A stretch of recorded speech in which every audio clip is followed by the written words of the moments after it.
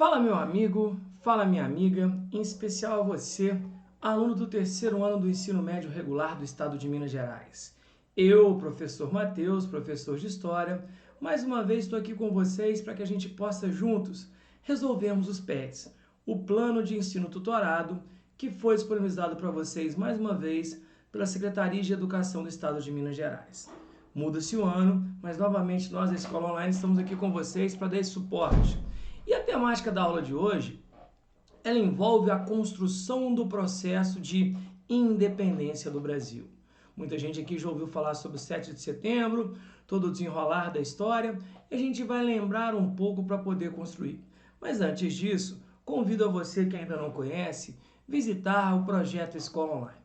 O Projeto Escola Online oferta para vocês nas variadas mídias sociais, como é o caso, por exemplo, do Facebook, como é o caso do Twitter, o nosso Instagram, onde você tem muita novidade sobre informações. Você tem agora também a nossa plataforma, né? Quase tudo que a gente coloca está lá na nossa plataforma. Faça o favor de acessar www.plataformaescolaonline.com.br. Aqui no nosso canal do YouTube, para você que ainda não é inscrito, aproveita, se inscreve, dá um like, ativa as notificações para receber informações. E agora você também tem o podcast e você encontra as gravações que facilitam seu estudo. Então a gente vem cada vez mais aprimorando o nosso modelo de ensino para dar a você um suporte de qualidade. Beleza? E antes de a gente começar a falar sobre o processo da independência do Brasil, vamos fazer o que a gente está há um tempo sem fazer? Vamos matar a saudade? Vem comigo para a gente poder então... Roda a vinheta!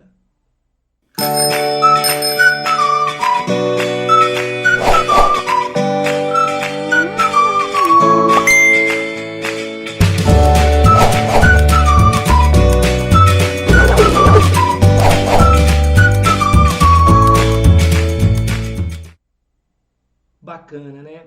Então agora a gente pode começar. Bom, para a gente poder lembrar, a gente tem um esquema aqui que fala sobre todo o processo. Então vejam aqui nesse nosso organograma, de 1822 a 1831 eu tive o primeiro reinado, tá? O primeiro reinado é aquele período que o Brasil inicia sua fase de suposta independência nas mãos de Dom Pedro I, ok? Então o que a gente vai lembrar? É um período onde o Brasil ele realmente está consolidando a nossa independência, quando foi outorgada a nossa primeira Constituição, a Constituição de 1824, show de bola, uma Constituição de base autoritária, Dom Pedro I fecha a Assembleia. Então aqui a galera que constrói Dom Pedro como herói, a gente tem que fazer algumas ressalvas em relação a isso. É um período ainda de conflito entre portugueses e brasileiros, porque haviam aqueles que defendiam Dom Pedro, enquanto, por outro lado, brasileiros estavam insatisfeitos com seu governo, tanto que a gente vê no primeiro reinado, fruto do autoritarismo, do abuso de poder de Dom Pedro, movimentos como a Confederação do Equador no Nordeste, a Guerra da Cisplatina no sul do Brasil. Então, tudo isso vai fazendo com que a relação Brasil e Portugal, que já havia se rompido, mas... lembrando que a gente rompe com Portugal, mantendo o português no poder, acabe culminando em 7 de abril de 1831, com a abdicação de Dom Pedro I, e aí quando ele mantém a figura de Dom Pedro II, gera um problema, porque Dom Pedro I não aguenta a pressão e vai abdicar. O problema é que quando ele deixa o seu sucessor, era um jovem de apenas 5 anos de idade. Então, diante disso, você inicia uma fase conturbada, que é a chamada fase do período regencial. O período regencial, eu falo muito para os meninos, é aquele período marcado por muita crise, por muita disputa, por muita instabilidade. Então vejam aqui, é um período conturbado na história do Brasil. Por quê? Porque pela primeira vez na história política você não tem um brasileiro, um português, perdão, direto no poder. Dom Pedro I não quis, Dom Pedro II tem um impedimento. Pelo amor de Deus, quando eu falo impedimento, não sai falando para os outros que Dom Pedro era de menor. Ele era menor de idade. Beleza, meu povo? E é um momento onde você começa a ver questionamentos. Durante a regência ocorre uma modificação na nossa Constituição, que foi o Ato Adicional de 34, aonde nós vamos o quê, galera? Vamos tentar alterar a Constituição para que o futuro imperador não tivesse plenos poderes. Isso faz com que, galera, você dê autonomia às províncias e ocorram levantes. Todo mundo aqui vai se lembrar de movimentos como, por exemplo, a cabanagem no Pará, a balaiada no Maranhão e Piauí, a sabinada na Bahia, a farroupilha ou Guerra dos Farrapos no Rio Grande do Sul e Santa Catarina, e hoje se fala muito da Revolta do Malês, que acontece na cidade de Salvador, no ano de 1835. Então isso acaba fazendo com que o Brasil, numa época de muita instabilidade, ocorra um clamor pela antecipação da posse de Dom Pedro. E aí acontece na história o famoso golpe da maioridade. Galera, quando eu me refiro aqui ao golpe da maioridade, eu estou me referindo ao momento onde eu estou antecipando a posse de Dom Pedro para trazer uma certa paz no Brasil. Então, o segundo reinado, ele marca o período que Dom Pedro II está no poder. Mesmo que ele assuma muito novo, Dom Pedro II ele teve 49 anos para poder aprender a governar. E agora, galera, vejam que o segundo reinado é um momento de mais tranquilidade, principalmente por causa de uma grande riqueza da nossa economia, que é o café. Isso aqui é um breve resumo do que é o Brasil imperial após a independência, mas nós vemos que há muita disputa, beleza? Isso é só para a gente poder lembrar. Então vamos seguir o barco aqui, meu povo. Vamos lá, tá?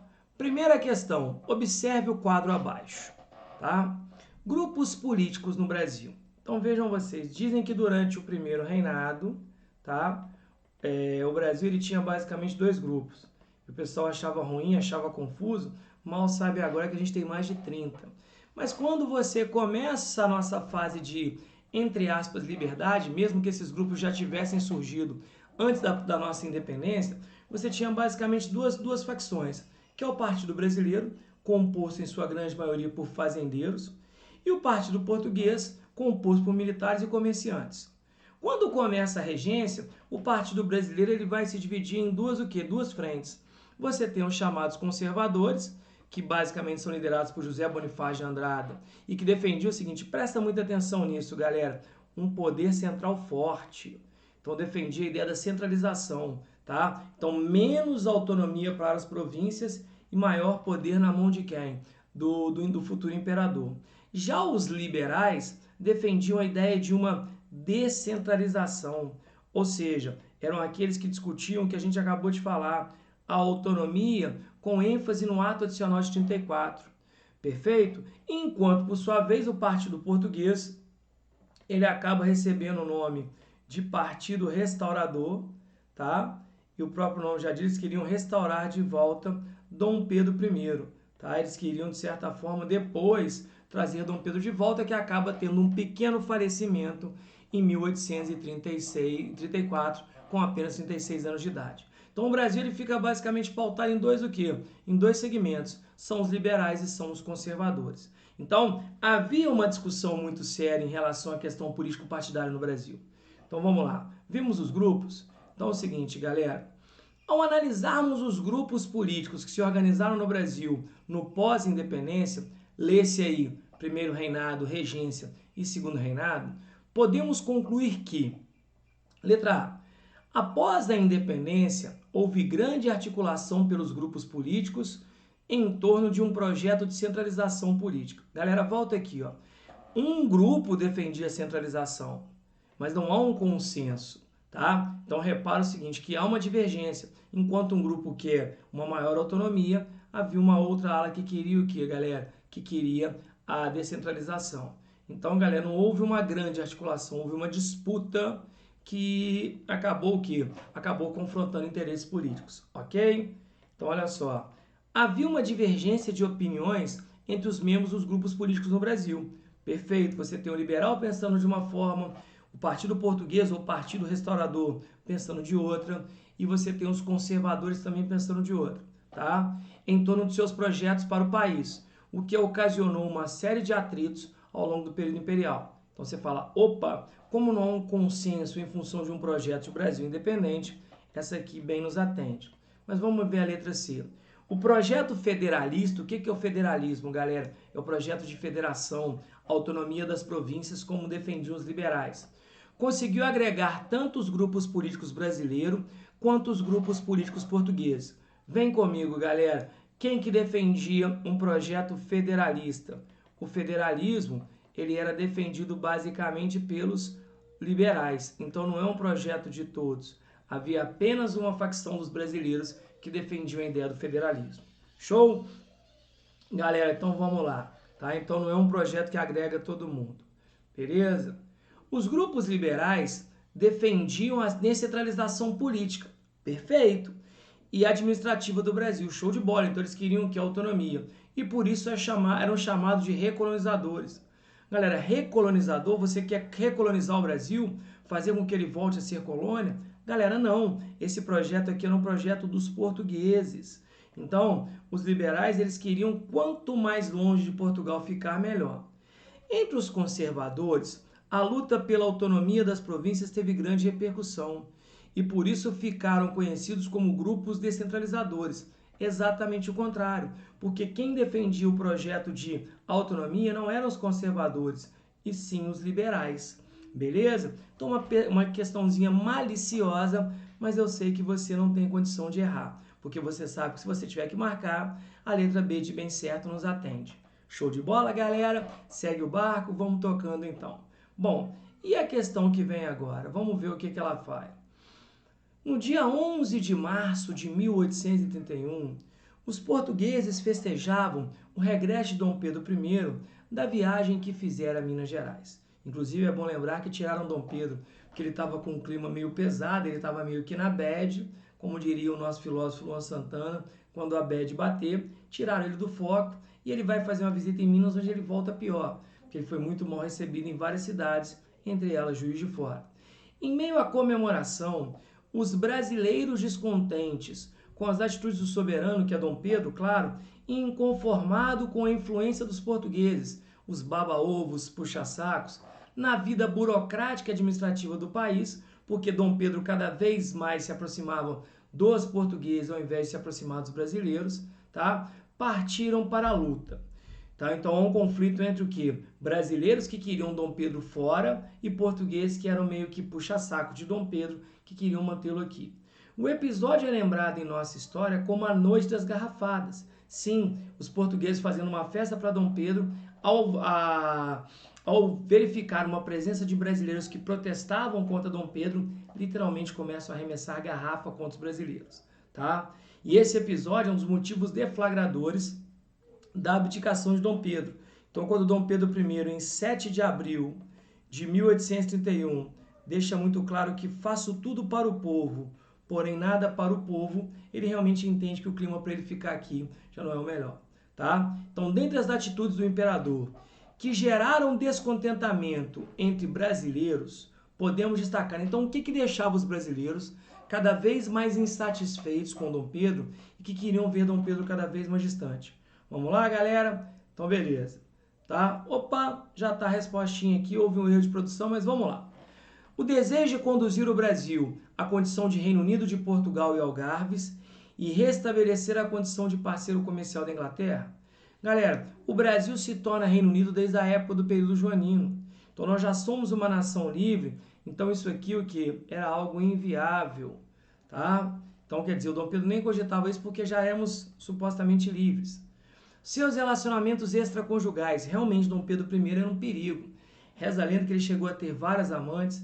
Já ouvi falar de fofocas de bastidores, que ele chegou a ter 5 amantes ao mesmo tempo, sendo que 2 eram irmãs. E reza a lenda que uma não sabia da outra. Então, Dom Pedro era o perigo. Outra coisinha básica, uma das amantes muito famosas, a Domitila, Marquesa de Santos, cria todo um processo sobre sobre a sua relação extraconjugal. Então, galera, o relacionamento extraconjugal e a criação do projeto de lei que poria fim à escravidão, levando a economia brasileira ao colapso. Alguém já ouviu falar que Dom Pedro propôs uma lei que queria botar fim à escravidão? Beleza. A forte oposição à Constituição de 1824, isso realmente era uma reclamação, porque essa Constituição ela foi outorgada, que gerou um descontentamento dos brasileiros. O aumento dos impostos a serem pagos pelos grandes latifundiários. E aí vem a pergunta, galera. Grandes latifundiários, todo mundo sabe, que são grandes proprietários de terra. Aqui no Brasil é exatamente o contrário. Quanto mais você tem, menos você paga. Então, você falar que imposto para fazendeiro e as medidas protecionistas para proteger a indústria nacional. Dom Pedro em nenhum momento fala sobre o quê? Sobre a indústria, porque o Brasil nessa época estava muito mal economicamente. a vontade de abdicar do trono em favor do filho Dom Pedro II, para em seguida rumar a Portugal e reconquistar a coroa portuguesa em poder de seu irmão Dom Miguel. Galera, isso aqui não era vontade de abdicar, tá? O Dom Pedro, na verdade, é o seguinte, ele sabia que o moleque dele, o Dom Pedro II, não podia. Inclusive, a questão do Dom Miguel é porque quando o pai dele morre, o Dom João VI, ele manda sua filha mais velha, Maria da Glória, e o Dom Miguel, que esperava ser nomeado pelo irmão mais velho rei, acaba se sentindo traído. O Dom Miguel pega a filha de Dom Pedro, a sua sobrinha, casa com ela. Como ela tinha 14 anos e ela então era rainha, ele acaba assumindo a condição de rei. Então ele não tinha essa vontade, foi uma coisa pressionada. E a letra E que já está marcada aqui certa, porque o autoritarismo, que realmente foi muito criticado em função de Dom Pedro, a restrição à liberdade de imprensa, inclusive um jornalista muito famoso da época, chamado Líbero Badaró, foi assassinado e a culpa recai sobre Dom Pedro. O fechamento da Assembleia Nacional Constituinte, esse episódio aqui, quando ele fecha a Assembleia, muitos deputados passaram a noite presos num episódio conhecido como Noite da Agonia, tá? Quando então, galera? Quando você vê esse caráter autoritário e que acaba culminando na outorga, na imposição da nossa primeira Constituição, a de 1824. Beleza? Questãozinha maldosa, mas que pode te ajudar. Show de bola, galera? Então vamos seguir no barco. Então aqui, moçada, as colônias de Portugal e da Espanha, na América, proclamaram a independência em relação à metrópole na primeira metade do século XIX. Por exemplo, o Brasil era colônia de Portugal, Argentina, Uruguai, Chile, Colômbia, Bolívia, Venezuela eram colônias da Espanha. A independência do Brasil foi vista com certa desconfiança por parte dos países latino-americanos, devido ao fato de que o Brasil ter adotado a monarquia como forma de governo, enquanto os outros países adotaram a república. Então, se você parar para pensar, é o seguinte, quando a gente fala sobre a relação da América, tá? Então, olha só, quando você fala da América Espanhola, de quem que você está falando? Daquelas colônias que foram dominadas pela Espanha. E quando você fala da América Portuguesa, você fala daquela colônia que foi dominada por Portugal. Um dia desse, o aluno me perguntou, mas, ô Matheus, como é que eu sei quem foi dominado por quem? A língua. A língua, por exemplo, você vai na Argentina, qual a língua que se fala? O espanhol. No Brasil, o português. Só que quando as colônias da Espanha ficaram independentes, eles adotaram um sistema de república. Lembra o conceito de participação de todos. Enquanto o Brasil é o único país a adotar e manter a monarquia. O México até tentou, mas o Brasil é o único a insistir em monarquia. Muita gente, então vamos lá. Sobre o assunto, responda. Então, galera, vejam vocês. Por qual razão o sistema monárquico se apresentou como a melhor alternativa para o Brasil independente? As pessoas alegam o seguinte, que como o Brasil realmente é um país muito grande comparado aos demais vizinhos, a galera defende que a monarquia é uma forma de você manter o quê? A nossa vasta unidade territorial. Tá? Só que o problema é o seguinte, mesmo que você use a monarquia para manter aquela coisa de pai para filho de território, você indica a ideia de que não quer romper. Por quê? Porque o Brasil é uma monarquia vitalícia hereditária. Então você fica independente de Portugal mantendo um português no poder. Então, olha o que eu coloquei para vocês como sugestão de resposta. Claro que daí você constrói a sua. O sistema monárquico adotado pelo Brasil independente garantia poder ao governo para mantermos uma expansão territorial maior do que as repúblicas vizinhas. Então, quer dizer, os outros países, se você pegar, por exemplo, Chile, Uruguai, Argentina, são menores territorialmente. Tá? E além, é claro, segundo muita gente, de mantermos o que? Uma continuidade. Por quê? Porque para Portugal não foi de todo ruim você manter um português no poder. Tá? Então essa é uma melhor alternativa, depende para quem. Então para as elites em especial foi muito bom, porque você se lembra que o Brasil fica independente, pobre continua pobre, escravo continua escravo porque não vem a abolição, a mulher continua o quê? Ela continua alijada, ela continua fora do sistema político. Então muita gente fala de uma ideia de unidade territorial, mas isso é até muito questionável. Por quê? Porque você não dava a ideia de uma participação de coisa pública ao Brasil. Show de bola? Então, beleza. E a letra B, o que ela fala? De que forma a adoção da monarquia favoreceu alguns grupos políticos no Brasil? Eu acabei de falar. A monarquia, por não indicar uma ideia de mudança, de ruptura e sim continuidade, ela agradava em cheio ao interesse das elites, que até então eram ricas e continuaram. Então, eu coloquei para vocês, olha só, A adoção da monarquia, como a gente viu, tá? Favorecia uma elite que era formada por fazendeiros, proprietários de escravos, grandes comerciantes e que mantinham seus interesses em alta, ou seja, o povo continua fora de participação, tá? E aí você não trabalha com a ideia de ruptura, porque na república existe a ideia de uma república presidencialista, de eleições, mudanças, e no Brasil não. A continuidade sucessória gerava na gente uma desconfiança e a não ideia de ruptura. Show de bola? Então isso aqui é bom para a gente poder lembrar. Mais uma vez, obrigado pela atenção e repito, tendo oportunidade, vai lá no nosso canal, dá o seu like, curte, comenta o que precisar, que estamos à disposição de vocês. Beijo no coração de cada um, espero vocês em nossa próxima aula. Tchau, tchau.